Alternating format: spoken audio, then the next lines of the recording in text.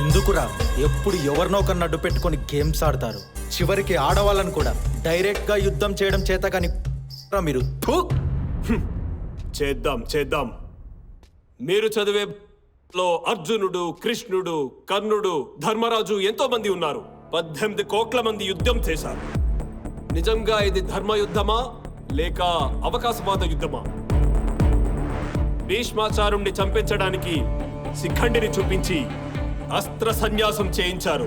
ఇది ధర్మమా? కర్ణుని బలహీన క్షణాలలో చంపించారు. ఇది ధర్మమా? అసలు శస్త్రమే పట్టను అస్త్రమే పట్టనని చెప్పిన శ్రీకృష్ణుడు చక్రమెత్తి భీష్ముడిని చంపించడానికి చూశాడు. ఇది ధర్మమా? ఏది ధర్మం, ఏది మీ ధర్మం? ఇక్కడ ధర్మం లేదు, కేవలం అవకాశం. యుద్ధం అంటేనే గెలవడం. అది ముందు వెనక నమ్మకం